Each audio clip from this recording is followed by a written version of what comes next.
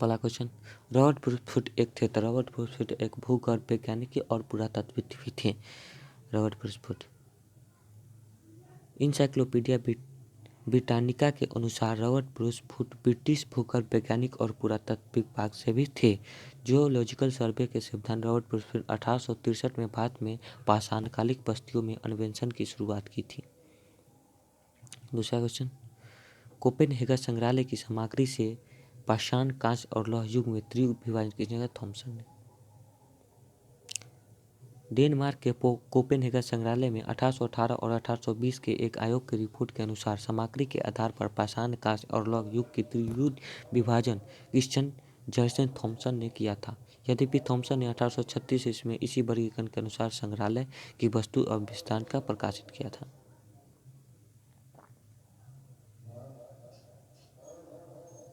अगला क्वेश्चन, उत्खनित प्रमाणों के अनुसार पशुपालन का प्रारंभ हुआ था। पशुपालन का प्रारंभ मध्यपाषाण काल से। मध्यपाषाण काल में अंतिम चरण में पशुपालन के साक्ष्य प्राप्त होने लगते हैं। ऐसे पशुपालन के साक्ष्य भारत में आदमगढ़ तथा बागौर राजस्थान से मिले हैं।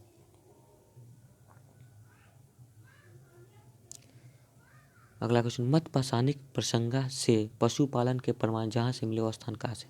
तो आदमगढ़ से। आदमगढ़।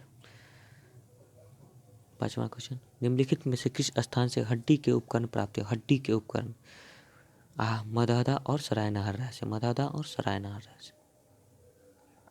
मध्यपाषाण कालीन मदहदा, जो कि उत्तर प्रदेश के प्रतापगढ़ जिले में स्थित है, से बड़ी मात्रा में हड्डी एवं सींग से निर्मित उपकरण प्राप्त हुए हैं, जो आर.एस. शर्मा मदहदा में 3 क्षेत्र में उत्खनन करते हैं, जिससे झील ये सबसे प्राप्त हुए। सब सरायनहर से गढ़ से अल्प मात्रा में प्राप्त हुए और मदहदा से भारी मात्रा में प्राप्त हुए। 6 नंबर क्वेश्चन, हड्डी से निर्मित आभूषण भारत में मध्यपाषाण का संदर्भ प्राप्त है सरायनहर से और मदहदा से भी। वही रिपीटेड क्वेश्चन। हाल ही में 7वां क्वेश्चन, एक ही कब्र से 3 मानव कंकाल मिले। एक ही कब्र से 3 मानव कंकाल दमदमा से। मध्य गंगा घाटी से प्रतापगढ़ जिले में स्थित सरायनहर और मदहदा तथा दमदमा उत्खनन हुए हैं। दमदमा में लगातार 5 वर्ष तक किए गए उत्खनन के फलस्वरूप पश्चिम तथा मध्यवर्ती क्षेत्र से कुल मिलाकर 41 मानव शवदान ज्ञात हुए हैं। इन शवदान में से 5 मानव शवदान युग्म शवदान हैं और एक शवदान में 3 मानव कंकाल का साथ दफनाए हुए का साक्ष्य मिला। से शवदान में एक ही कंकाल मिले हैं।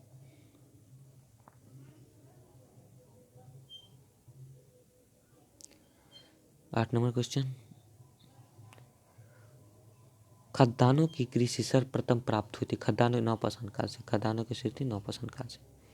खद्दानों की उत्खनन सर्वप्रथम नवपाषाण काल में हुआ। यही वह समय है जब मनुष्य कृषि से परिचित था, कृषि फर्म से परिचित था। 9 नंबर क्वेश्चन, भारत में मानव का सर्वप्रथम साक्ष्य कहाँ से मिले? मानव का नर्मदा घाटी से। भारत में मानव का सर्वप्रथम साक्ष्य मध्य प्रदेश के पश्चिमी नर्मदा क्षेत्र से अवस्थित हथनौर नामक पुरास्थल से प्राप्त हुए हैं। इसकी खोज पुरातत्वविद अरुण सोनिया द्वारा 5 सितंबर 1982 में किया गया था। 10वां क्वेश्चन, प्रथम मानव जीवाश्म भारत के किस नदी घाटी से प्राप्त हुए? प्रथम मानव जीवाश्म भारत के किस नदी से प्राप्त हुए? तो नर्मदा नदी से। मानव द्वारा सर्वप्रथम प्रयुक्त अनाज था तो जौ।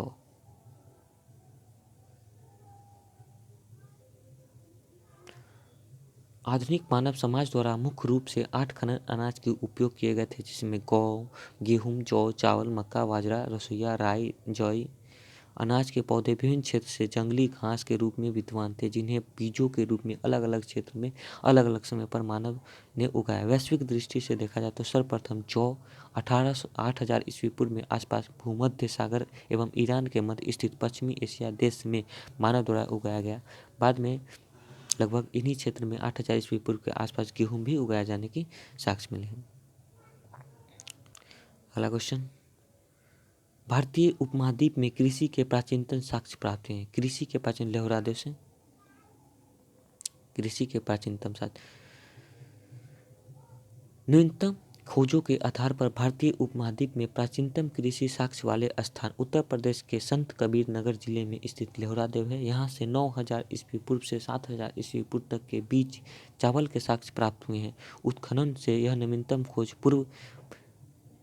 के पूर्व भारतीय उपमहाद्वीप के प्राचीनतम कृषि साक्ष्य वाले स्थल मेहरगढ़ पाकिस्तान के बलूचिस्तान में स्थित। यहाँ से 7000 ईस्वी पूर्व के गेहूं के साक्ष्य मिले, जबकि प्राचीनतम चावल के साक्ष्य वाला स्थल कोल्डेवा इलाहाबाद जिले से बेलन नदी के तट पर स्थित। यहाँ से 6500 ईस्वी पूर्व के चावल की भूसी के साक्ष्य मिले हैं। माना जाता है कि उपयुक्त संदर्भ में यदि लेहौरा देव रहता तो उपयुक्त लेहौरा देव, हाँ ऑप्शन के अनुसार से। 13 नंबर क्वेश्चन, भारतीय उपमहाद्वीप में कृषि के प्राचीनतम साक्ष्य मिले, प्राचीनतम साक्ष्य मेहरगढ़ से। भारतीय उपमहाद्वीप में कृषि के प्राचीन मेहरगढ़ से। Repeated question. अगला क्वेश्चन, नवपाषाण युग में भारतीय उपमहाद्वीप में उत्तर पश्चिम क्षेत्र में निम्नलिखित में से किस स्थान पर कृषि के अभ्युदय के प्रारंभ प्रमाण हुए हैं? तो हुए हैं मेहरगढ़ से।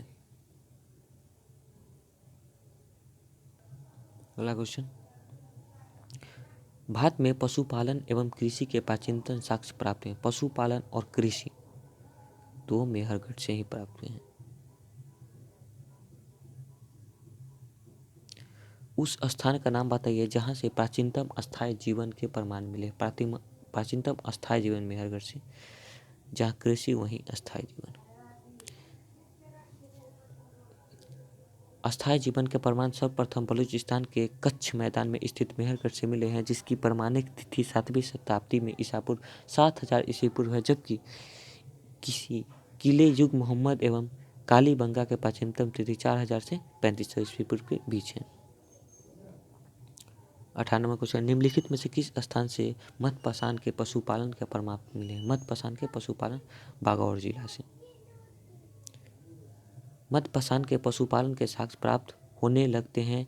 पशुपालन के प्रारंभ साक्ष्य मध्य प्रदेश के होशंगाबाद के निकट आदमगढ़ पुरातत्व और राजस्थान के भीलवाड़ा जिले में स्थित बागौर से मिले हैं। और इसमें निम्नलिखित में से किसको चलकोलित युग में, चलकोलित ताम्रपाषाण काल, मेगालिथ कहते हैं लाशों का ढेर, जहाँ लाश चाहे वो मेगालिथ। अगला क्वेश्चन, निम्नलिखित में से किस एक पुरातात्विक स्थल से पाषाण संस्कृति से लेकर हड़प्पा सभ्यता तक की संस्कृति का अन्वेषण मिला है? तो पाषाण काल से लेकर हड़प्पा तक के दोनों का अन्वेषण मेहरगढ़ से मिला है। अगला क्वेश्चन, नौदा टोली का उत्खनन किसने किया था? तो नौदा टोली का उत्खनन HD संकलिया ने किया था। अगला, नौदा टोली किस राज्य में स्थित है? तो नौदा टोली स्थित है मध्य प्रदेश में। अगला क्वेश्चन, बृहत पाषाण स्मारकों की पहचान की गई। बृहत पाषाण स्मारकों की पहचान की गई है मृतकों दफनाने के स्थान के रूप में, मृतकों को दफनाने। अगला क्वेश्चन, राक का टीला निम्नलिखित किस नवपाषाण कालीन स्थल से संबंधित है? राक का टीला संगन कल्लू कर्नाटक के क्षेत्र में, मैसूर में।